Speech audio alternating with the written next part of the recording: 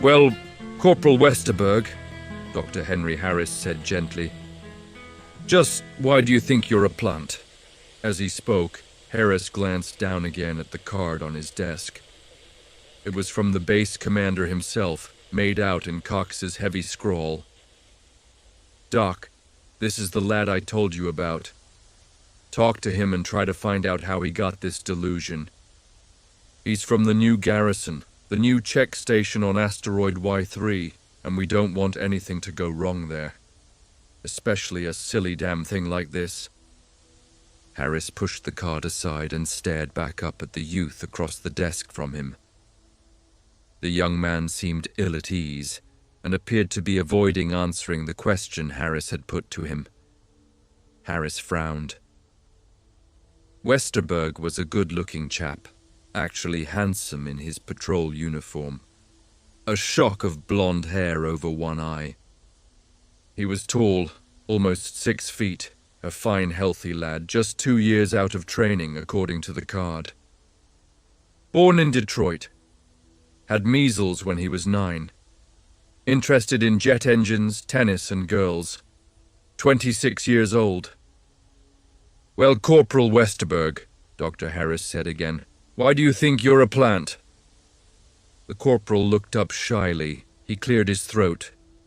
Sir, I am a plant. I don't just think so. I've been a plant for several days now. I see. The doctor nodded. You mean that you weren't always a plant? No, sir. I just became a plant recently. And what were you before you became a plant? Well, sir, I was just like the rest of you. There was silence. Dr. Harris took up his pen and scratched a few lines, but nothing of importance came. A plant? And such a healthy-looking lad. Harris removed his steel-rimmed glasses and polished them with his handkerchief. He put them on again and leaned back in his chair. Care for a cigarette, Corporal? No, sir. The doctor lit one himself, resting his arm on the edge of the chair. Corporal, you must realize that there are very few men who become plants, especially on such short notice. I have to admit, you are the first person who has ever told me such a thing. Yes, sir, I realize it's quite rare. You can understand why I'm interested then. When you say you're a plant, you mean you're not capable of mobility? Or do you mean you're a vegetable, as opposed to an animal? Or just what? The corporal looked away. I can't tell you any more, he murmured. I'm sorry, sir. Well, would you mind telling me how you became a plant? Corporal Westerberg hesitated. He stared down at the floor, then out the window at the spaceport, then at a fly on the desk.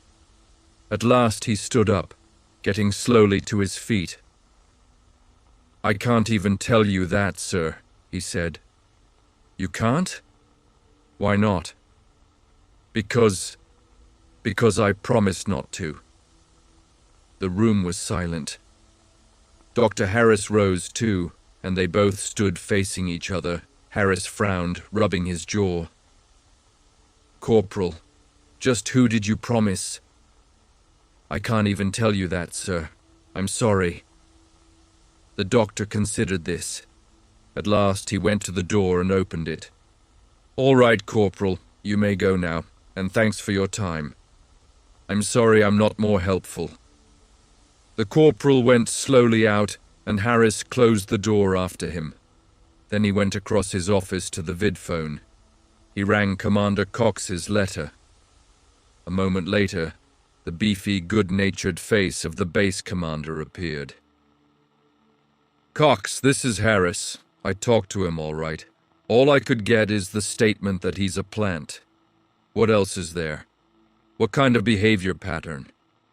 Well, Cox said, the first thing they noticed was that he wouldn't do any work. The garrison chief reported that this Westerberg would wander off outside the garrison and just sit all day long. Just sit. In the sun. Yes, just sit in the sun. Then at nightfall he would come back in. When they asked why he wasn't working in the jet repair building, he told them he had to be out in the sun. Then he said... Cox hesitated. Yes? Said what? He said that work was unnatural, that it was a waste of time, that the only worthwhile thing was to sit and contemplate, outside. What then? Then they asked him how he got that idea, and then he revealed to them that he had become a plant. I'm going to have to talk to him again, I can see, Harris said. And he's applied for a permanent discharge from the patrol? What reason did he give? The same, that he's a plant now and has no more interest in being a patrolman. All he wants to do is sit in the sun. It's the damnedest thing I ever heard. All right, I think I'll visit him in his quarters. Harris looked at his watch. I'll go over after dinner. Good luck, Cox said gloomily. But who ever heard of a man turning into a plant? We told him it wasn't possible, but he just smiled at us. I'll let you know how I make out, Harris said. Harris walked slowly down the hall. It was after 6. The evening meal was over. A dim concept was coming into his mind, but it was much too soon to be sure. He increased his pace, turning right at the end of the hall. 2 nurses passed, hurrying by. Westerberg was quartered with a buddy, a man who had been injured in a jet blast and who was now almost recovered. Harris came to the dorm wing and stopped, checking the numbers on the doors. "Can I help you, sir?" the robot attendant said, gliding up. "I'm looking for Corporal Westerberg's room." 3 doors to the right. Harris went on. Asteroid Y3 had only recently been garrisoned and staffed. It had become the primary checkpoint to halt and examine ships entering the system from outer space. The garrison made sure that no dangerous bacteria, fungus, or whatnot arrived to infect the system. A nice asteroid it was, warm, well-watered, with trees and lakes and lots of sunlight, and the most modern garrison in the 9 planets. He shook his head, coming to the 3rd door. He stopped, raising his hand and knocking. "Who's there?" sounded through the door. "I want to see Corporal Westerberg." The door opened. A bovine youth with horn-rimmed glasses looked out, a book in his hand. "Who are you?" "Dr. Harris." "I'm sorry, sir. Corporal Westerberg is asleep. Would he mind if I woke him up? I want very much to talk to him." Harris peered inside. He could see a neat room with a desk, a rug and lamp, and 2 bunks. On one of the bunks was Westerberg, lying face up, his arms folded across his chest, his eyes tightly closed. "Sir," the bovine youth said, "I'm afraid I can't wake him up for you, much as I'd like to." "You can't. Why not?" "Sir, Corporal Westerberg won't wake up, not after the sun sets. He just won't. He can't be wakened." "Cataleptic? Really?" "But in the morning, as soon as the sun comes up, he leaps out of bed and goes outside. Stays the whole day." "I see," the doctor said. "Well, thanks anyhow." He went back out into the hall and the door shut after him. "There's more to this than I realized," he murmured. He went on back the way he had come. It was a warm, sunny day.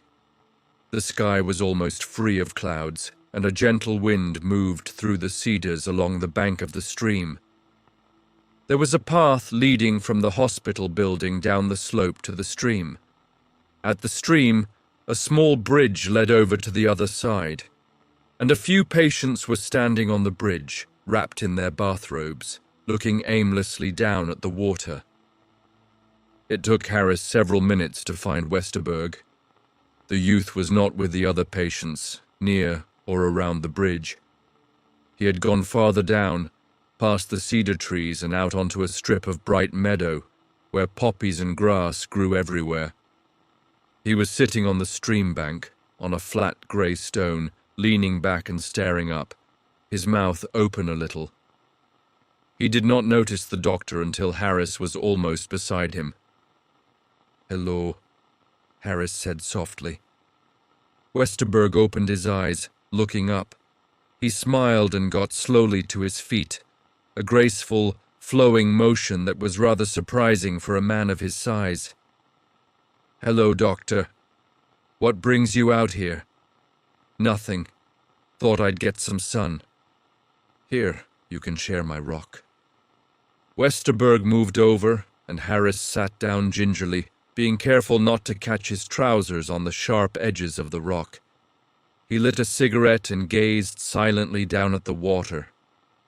Beside him, Westerberg had resumed his strange position, leaning back, resting on his hands, staring up with his eyes shut tight. "Nice day," the doctor said. "Yes. Do you come here every day?" "Yes. You like it better out here than inside." "I can't stay inside," Westerberg said. "You can't? How do you mean, can't?" "You would die without air, wouldn't you?" the corporal said. "And you'd die without sunlight?" Westerberg nodded. "Corporal, may I ask you something? Do you plan to do this the rest of your life? Sit out in the sun on a flat rock? Nothing else?" Westerberg nodded. "How about your job? You went to school for years to become a patrolman. You wanted to enter the patrol very badly. You were given a fine rating and a first-class position. How do you feel giving all that up? You know, it won't be easy to get back in again. Do you realize that?" "I realize it. And you're really going to give it all up?" "That's right." Harris was silent for a while. At last he put his cigarette out and turned toward the youth. "All right, let's say you give up your job and sit in the sun. Well, what happens then? Someone else has to do the job instead of you. Isn't that true? The job has to be done, your job has to be done.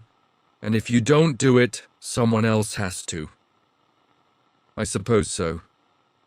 "Westerberg, suppose everyone felt the way you do. Suppose everyone wanted to sit in the sun all day. What would happen? No one would check ships coming from outer space. Bacteria and toxic crystals would enter the system and cause mass death and suffering. Isn't that right? If everyone felt the way I do, they wouldn't be going into outer space. But they have to. They have to trade. They have to get minerals and products and new plants. Why? To keep society going. Why? Well, Harris gestured. People couldn't live without society. Westerberg said nothing to that. Harris watched him, but the youth did not answer. "Isn't that right?" Harris said. "Perhaps. It's a peculiar business, Doctor. You know, I struggled for years to get through training. I had to work and pay my own way. Washed dishes, worked in kitchens, studied at night, learned, crammed, worked on and on. And you know what I think now?" "What?" "I wish I'd become a plant earlier." Dr. Harris stood up. "Westerberg, when you come inside, will you stop off at my office? I want to give you a few tests, if you don't mind. The shock box." Westerberg smiled. "I knew that would be coming around. Sure, I don't mind." Nettled, Harris left the rock, walking back up the bank a short distance. "About 3, Corporal?" The corporal nodded. Harris made his way up the hill to the path toward the hospital building. The whole thing was beginning to become more clear to him. A boy who had struggled all his life, financial insecurity, idealized goal, getting a patrol assignment. Finally reached it, found the load too great. and on asteroid Y3, there was too much vegetation to look at all day. Primitive identification and projection on the flora of the asteroid. Concept of security involved in immobility and permanence. Unchanging forest. He entered the building. A robot orderly stopped him almost at once. "Sir, Commander Cox wants you urgently, on the vid phone." "Thanks." Harris strode to his office. He dialed Cox's letter, and the commander's face came presently into focus.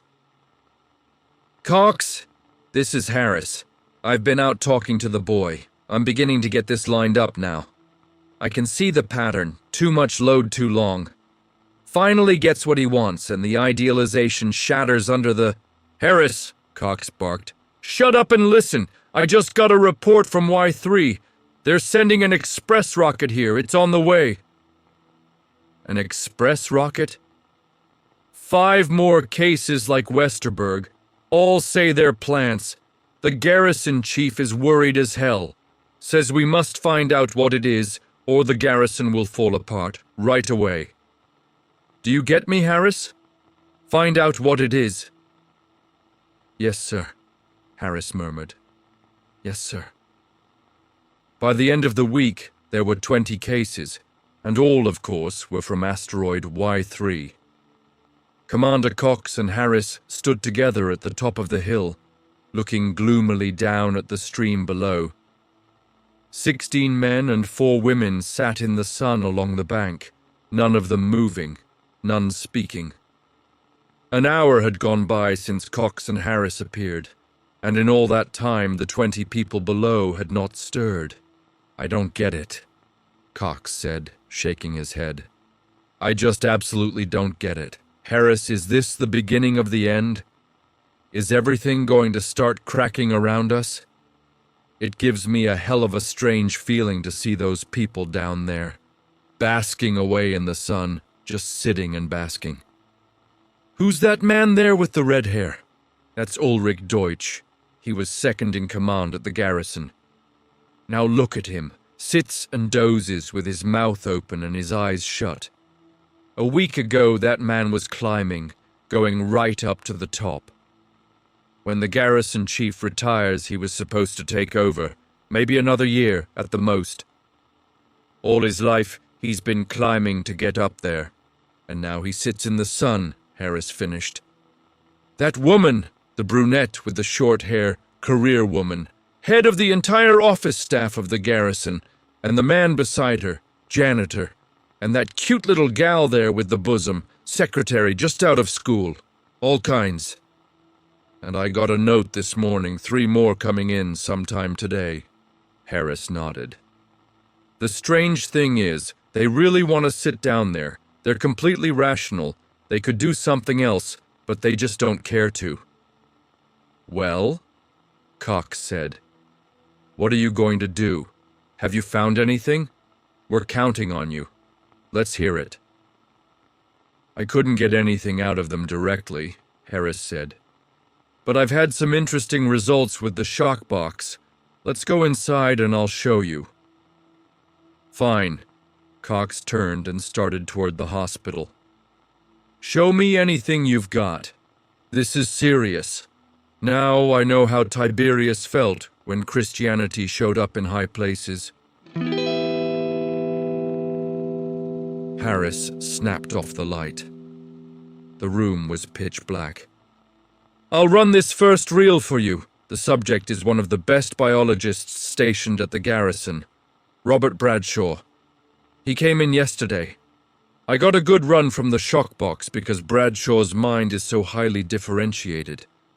There's a lot of repressed material of a non-rational nature, more than usual." He pressed a switch. The projector whirred, and on the far wall a 3-dimensional image appeared in color, so real that it might have been the man himself. Robert Bradshaw was a man of 50, heavy-set, with iron-grey hair and a square jaw. He sat in the chair calmly, his hands resting on the arms, oblivious to the electrodes attached to his neck and wrist. "There I go," Harris said. Watch. His film image appeared, approaching Bradshaw. Now, Mr. Bradshaw, his image said, this won't hurt you at all, and it'll help us a lot. The image rotated the controls on the shock box. Bradshaw stiffened and his jaw set, but otherwise he gave no sign. The image of Harris regarded him for a time, and then stepped away from the controls. Can you hear me, Mr. Bradshaw? The image asked. Yes. What is your name? Robert C. Bradshaw. What is your position? Chief biologist at the check station on Y3. Are you there now? No, I'm back on Terra, in a hospital. Why? Because I admitted to the garrison chief that I had become a plant. Is that true, that you are a plant? Yes, in a non-biological sense. I retain the physiology of a human being, of course. What do you mean, then, that you're a plant? The reference is to attitudinal response, to Weltanschauung. Go on.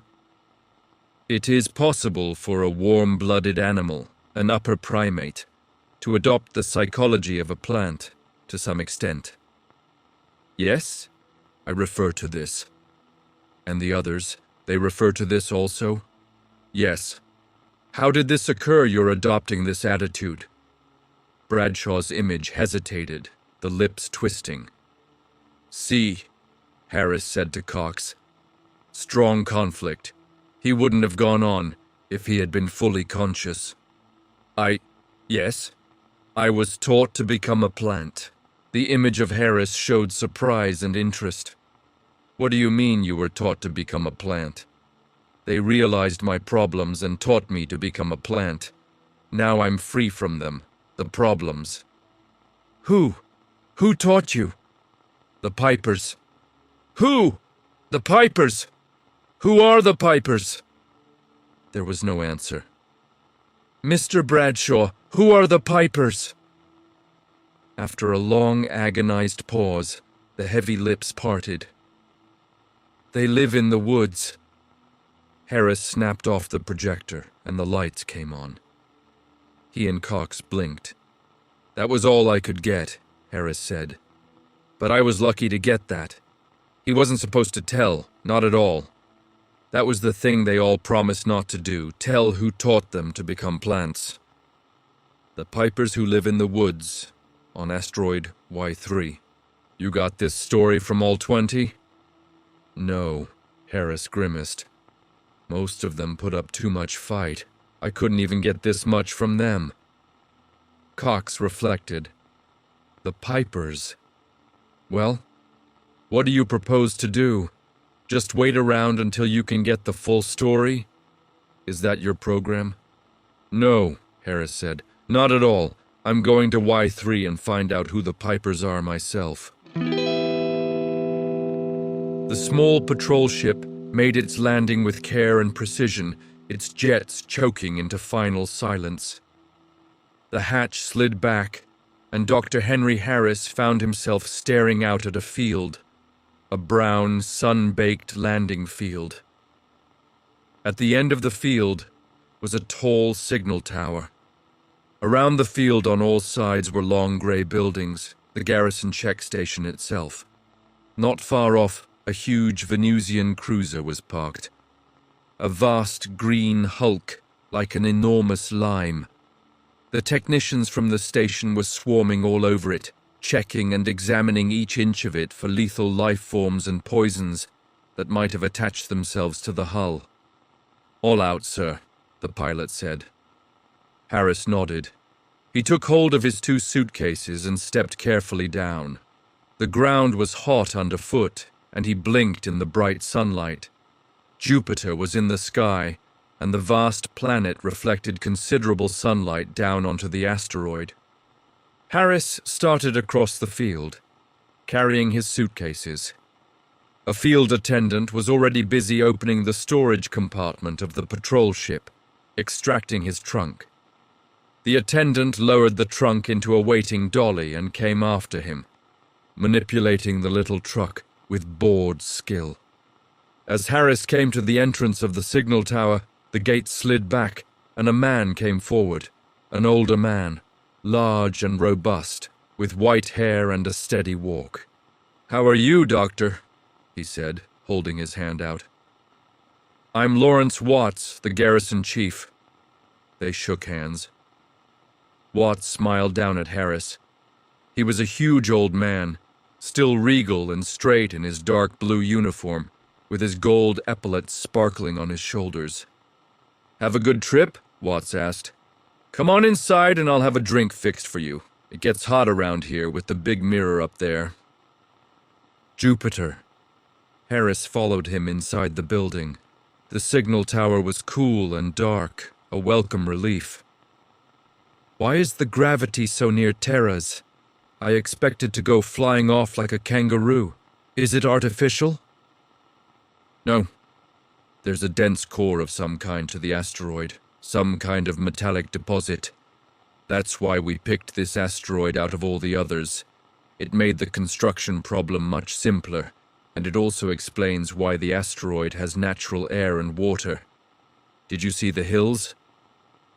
"The hills?" "When we get up higher in the tower, we'll be able to see over the buildings. There's quite a natural park here, a regular little forest, complete with everything you'd want. Come in here, Harris. This is my office." The old man strode at quite a clip around the corner and into a large, well-furnished apartment. "Isn't this pleasant? I intend to make my last year here as amiable as possible." He frowned. "Of course, with Deutsch gone, I may be here forever. Oh, well." He shrugged. "Sit down, Harris." "Thanks." Harris took a chair, stretching his legs out. He watched Watts as he closed the door to the hall. "By the way, any more cases come up?" "2 more today." Watts was grim. "Makes almost 30 in all. We have 300 men in this station. At the rate it's going..." "Chief, you spoke about a forest on the asteroid. Do you allow the crew to go into the forest at will, or do you restrict them to the buildings and grounds?" Watts rubbed his jaw. "Well, it's a difficult situation, Harris. I have to let the men leave the grounds sometimes. They can see the forest from the buildings, and as long as you can see a nice place to stretch out and relax, that does it.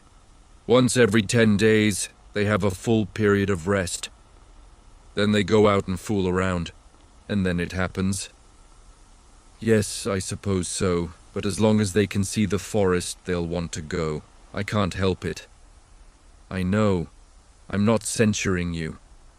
Well, what's your theory? What happens to them out there? What do they do?" "What happens? Once they get out there and take it easy for a while, they don't want to come back and work. It's boondoggling, playing hooky. They don't want to work, so off they go." "How about this business of their delusions?" Watts laughed good-naturedly. "Listen, Harris, you know as well as I do that's a lot of poppycock. They're no more plants than you or I. They just don't want to work, that's all. When I was a cadet, we had a few ways to make people work. I wish we could lay a few on their backs, like we used to." "You think this is simple gold-bricking, then?" "Don't you think it is?" "No," Harris said. "They really believe they're plants. I put them through the high-frequency shock treatment, the shock box. The whole nervous system is paralyzed. All inhibitions stopped cold. They tell the truth then, and they said the same thing, and more." Watts paced back and forth, his hands clasped behind his back. "Harris, you're a doctor, and I suppose you know what you're talking about. But look at the situation here. We have a garrison. A good modern garrison. We're probably the most modern outfit in the system. Every new device and gadget is here that science can produce. Harris, this garrison is one vast machine. The men are parts, and each has his job. The maintenance crew, the biologists, the office crew, the managerial staff. Look what happens when one person steps away from his job. Everything else begins to creak. We can't service the bugs if no one services the machines. We can't order food to feed the crews if no one makes out reports, takes inventories. We can't direct any kind of activity if the second in command decides to go out and sit in the sun all day. 30 people, 1/10 of the garrison. But we can't run without them. The garrison is built that way. If you take the supports out, the whole building falls. No one can leave. We're all tied here, and these people know it. They know they have no right to do that, run off on their own. No one has that right anymore. We're all too tightly interwoven to suddenly start doing what we want. It's unfair to the rest, the majority. Harris nodded. Chief, can I ask you something? What is it? Are there any inhabitants on the asteroid? Any natives? Natives? Watts considered. Yes, there's some kind of aborigines living out there. He waved vaguely toward the window. What are they like? Have you seen them? Yes, I've seen them. At least I saw them when we first came here. They hung around for a while, watching us, then after a time they disappeared. Did they die off? Diseases of some kind? No, they just disappeared into their forest. They're still there someplace. What kind of people are they? Well, the story is that they're originally from Mars. They don't look much like Martians, though. They're dark, a kind of coppery color. Thin, very agile in their own way. They hunt and fish. No written language. We don't pay much attention to them. I see. Harris paused. Chief, have you ever heard of anything called the Pipers? The Pipers? Watts frowned. No. Why? The patients mentioned something called the Pipers. According to Bradshaw, the Pipers taught him to become a plant. He learned it from them, a kind of teaching. The Pipers? What are they? I don't know, Harris admitted. I thought maybe you might know. My first assumption, of course, was that they're the natives, but now I'm not so sure, not after hearing your description of them. The natives are primitive savages. They don't have anything to teach anybody, especially a top-flight biologist. Harris hesitated. Chief, I'd like to go into the woods and look around. Is that possible? Certainly. I can arrange it for you. I'll give you one of the men to show you around. I'd rather go alone.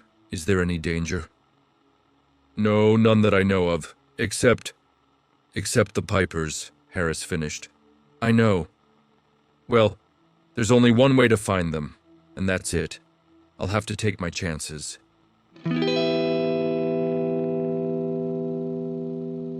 If you walk in a straight line, Chief Watts said, you'll find yourself back at the garrison in about 6 hours.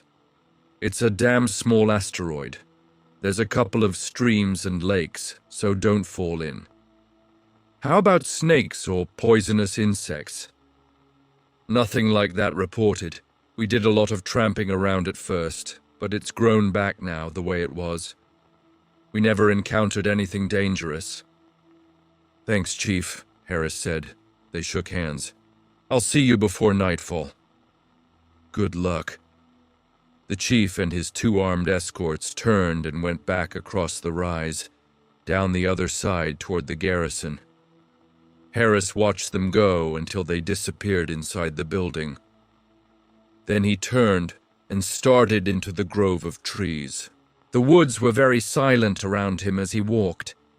Trees towered up on all sides of him, huge, dark green trees like eucalyptus. The ground underfoot was soft with endless leaves that had fallen and rotted into soil. After a while, the grove of high trees fell behind and he found himself crossing a dry meadow. The grass and weeds burned brown in the sun. Insects buzzed around him, rising up from the dry weed stalks. Something scuttled ahead, hurrying through the undergrowth. He caught sight of a grey ball with many legs, scampering furiously, its antennae weaving. The meadow ended at the bottom of a hill. He was going up now, going higher and higher. Ahead of him, an endless expanse of green rose, acres of wild growth. He scrambled to the top finally, blowing and panting, catching his breath. He went on. Now he was going down again, plunging into a deep gully. Tall ferns grew, as large as trees. He was entering a living Jurassic forest, ferns that stretched out endlessly ahead of him. Down he went, walking carefully. The air began to turn cold around him. The floor of the gully was damp and silent. Underfoot the ground was almost wet. He came out on a level table. It was dark, with the ferns growing up on all sides, dense growths of ferns, silent and unmoving. He came upon a natural path, an old stream bed, rough and rocky, but easy to follow. The air was thick and oppressive. Beyond the ferns, he could see the side of the next hill, a green field rising up. Something grey was ahead. Rocks, piled up boulders, scattered and stacked here and there. The stream bed led directly to them. Apparently this had been a pool of some kind, a stream emptying from it. He climbed the first of the boulders awkwardly, feeling his way up. At the top he paused, resting again. As yet, he had no luck. So far he had not met any of the natives. It would be through them that he would find the mysterious pipers that were stealing the men away, if such really existed. If he could find the natives, talk to them, perhaps he could find out something. But as yet, he had been unsuccessful. He looked around. The woods were very silent. A slight breeze moved through the ferns, rustling them, but that was all. Where were the natives? Probably they had a settlement of some sort, huts, a clearing. The asteroid was small. He should be able to find them by nightfall. He started down the rocks. More rocks rose up ahead and he climbed them. Suddenly he stopped, listening. Far off he could hear a sound, the sound of water. Was he approaching a pool of some kind? He went on again, trying to locate the sound. He scrambled down rocks and up rocks, and all around him there was silence, except for the splashing of distant water. Maybe a waterfall. Water in motion. A stream. If he found the stream, he might find the natives. The rocks ended, and the stream bed began again, but this time it was wet, the bottom muddy and overgrown with moss. He was on the right track. Not too long ago, this stream had flowed, probably during the rainy season. He went up on the side of the stream, pushing through the ferns and vines. A golden snake slid expertly out of his path. Something glinted ahead, something sparkling through the ferns. Water. A pool. He hurried, pushing the vines aside and stepping out, leaving them behind. He was standing on the edge of a pool, a deep pool sunk in a hollow of grey rocks, surrounded by ferns and vines. The water was clear and bright, and in motion, flowing in a waterfall at the far end. It was beautiful, and he stood watching, marveling at it, the undisturbed quality of it. Untouched it was, just as it had always been, probably, as long as the asteroid existed. Was he the first to see it? Perhaps. It was so hidden, so concealed by the ferns. It gave him a strange feeling, a feeling almost of ownership. He stepped down a little toward the water, and it was then he noticed her. The girl was sitting on the far edge of the pool, staring down into the water, resting her head on one drawn-up knee. She had been bathing. He could see that at once. Her coppery body was still wet and glistening with moisture, sparkling in the sun. She had not seen him. He stopped, holding his breath, watching her. She was lovely, very lovely, with long dark hair that wound around her shoulders and arms. Her body was slim, very slender, with a supple grace to it that made him stare, accustomed as he was to various forms of anatomy. How silent she was, silent and unmoving, staring down at the water. Time passed. Strange, unchanging time, as he watched the girl. Time might even have ceased with the girl sitting on the rock staring into the water, and the rows of great ferns behind her, as rigid as if they had been painted there. All at once, the girl looked up. Harris shifted, suddenly conscious of himself as an intruder. He stepped back. "I'm sorry," he murmured. "I'm from the garrison. I didn't mean to come poking around." She nodded without speaking. "You don't mind?" Harris asked presently. "No." So she spoke Terran. He moved a little toward her, around the side of the pool. "I hope you don't mind my bothering you. I won't be on the asteroid very long. This is my first day here. I just arrived from Terra." She smiled faintly. "I'm a doctor, Henry Harris." He looked down at her, at the slim, coppery body gleaming in the sunlight, a faint sheen of moisture on her arms and thighs. "You might be interested in why I'm here." He paused. "Maybe you can even help me." She looked up a little. "Oh? Would you like to help me?" She smiled. "Yes, of course." "That's good. Mind if I sit down?" He looked around and found himself a flat rock.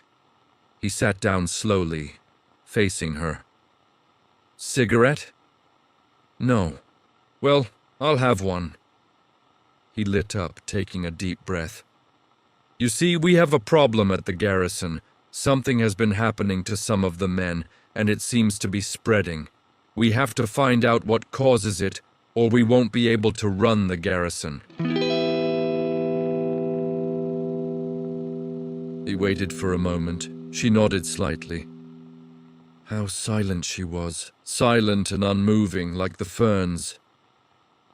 "Well, I've been able to find out a few things from them, and one very interesting fact stands out.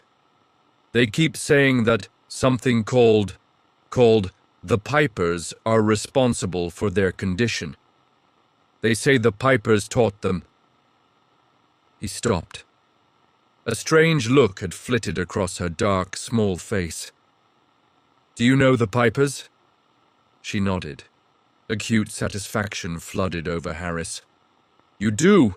I was sure the natives would know." He stood up again. "I was sure they would, if the Pipers really existed. Then they do exist, do they?" "They exist." Harris frowned. "And they're here, in the woods?" "Yes." "I see." He ground his cigarette out impatiently.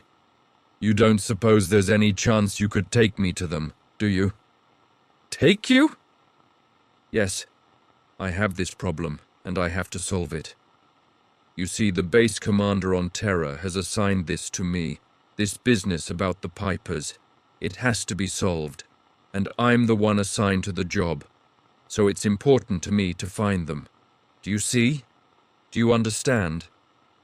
She nodded. "Well, will you take me to them?" The girl was silent. For a long time she sat, staring down into the water, resting her head against her knee. Harris began to become impatient. He fidgeted back and forth, resting first on one leg and then on the other. "Well, will you?" he said again. It's important to the whole garrison. What do you say? He felt around in his pockets. Maybe I could give you something. What do I have? He brought out his lighter. I could give you my lighter. The girl stood up, rising slowly, gracefully, without motion or effort. Harris's mouth fell open. How supple she was, gliding to her feet in a single motion. He blinked. Without effort she had stood, seemingly without change. All at once she was standing instead of sitting. Standing and looking calmly at him, her small face expressionless. Will you? He said. Yes, come along. She turned away, moving toward the row of ferns. Harris followed quickly, stumbling across the rocks. Fine, he said. Thanks a lot. I'm very interested to meet these pipers. Where are you taking me? To your village? How much time do we have before nightfall? The girl did not answer. She had entered the ferns already, and Harris quickened his pace to keep from losing her. How silently she glided. Wait, he called. Wait for me! The girl paused, waiting for him, slim and lovely, looking silently back. He entered the ferns, hurrying after her. Well, I'll be damned, Commander Cox said. It sure didn't take you long. He leapt down the steps 2 at a time.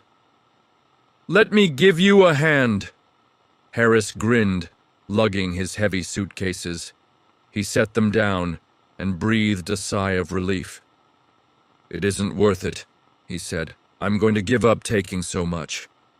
Come on inside. Soldier, give him a hand. A patrolman hurried over and took one of the suitcases. The 3 men went inside and down the corridor to Harris's quarters. Harris unlocked the door, and the patrolman deposited his suitcase inside. Thanks, Harris said. He set the other down beside it. It's good to be back even for a little while. A little while? I just came back to settle my affairs. I have to return to Y3 tomorrow morning. Then you didn't solve the problem? I solved it, but I haven't cured it. I'm going back and get to work right away. There's a lot to be done. But you found out what it is? Yes. It was just what the men said. The pipers. The pipers do exist? Yes. Harris nodded. They do exist. He removed his coat and put it over the back of the chair, then he went to the window and let it down. Warm spring air rushed into the room. He settled himself on the bed, leaning back.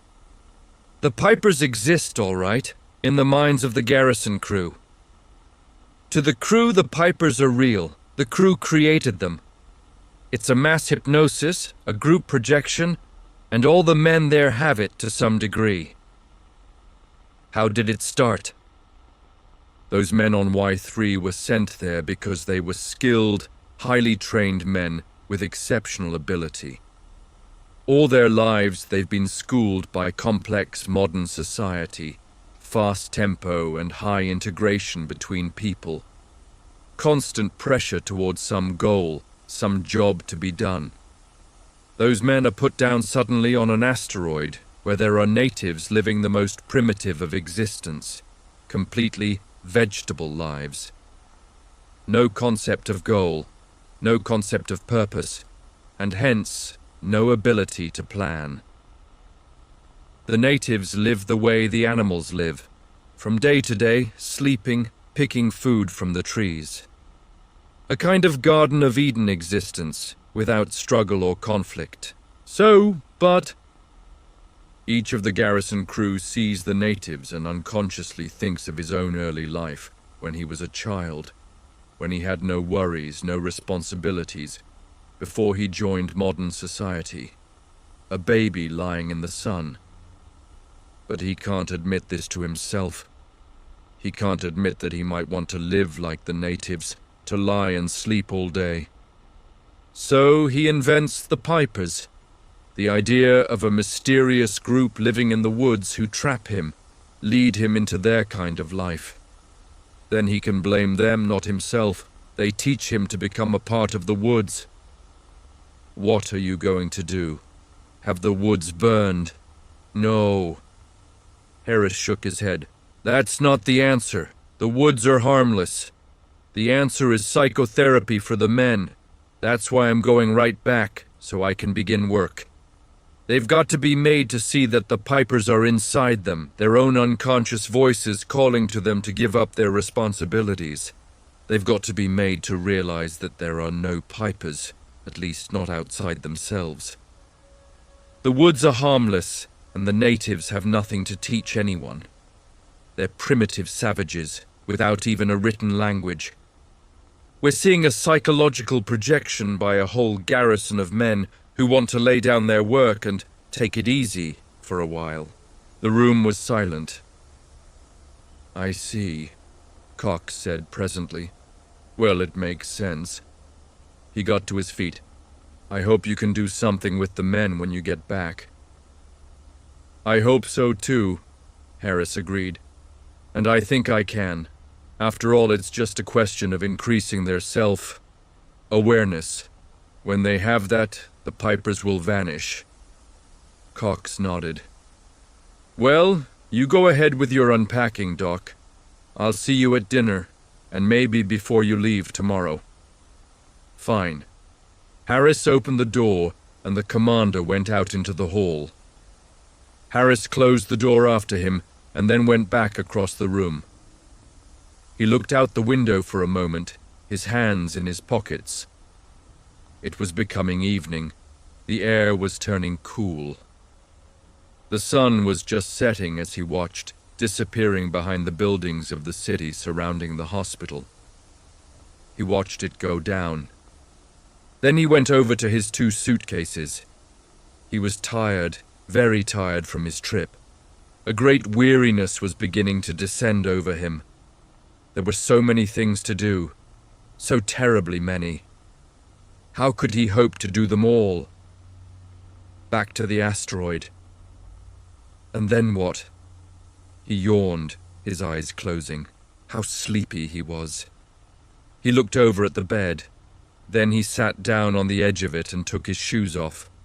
So much to do the next day. He put his shoes in the corner of the room. Then he bent over, unsnapping one of the suitcases. He opened the suitcase. From it, he took a bulging gunny sack. Carefully, he emptied the contents of the sack out on the floor. Dirt. Rich, soft dirt. Dirt he had collected during his last hours there, dirt he had carefully gathered up. When the dirt was spread out on the floor, he sat down in the middle of it. He stretched himself out, leaning back. When he was fully comfortable, he folded his hands across his chest and closed his eyes. So much work to do, but later on, of course. Tomorrow.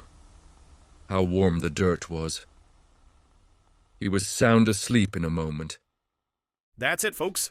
If you enjoyed this journey into the world of English, please subscribe to English Tale Box for more captivating narratives and language insights. We'd love to hear your thoughts in the comments below. And don't forget to share this video with anyone who loves a good story or is learning English. Thank you for watching.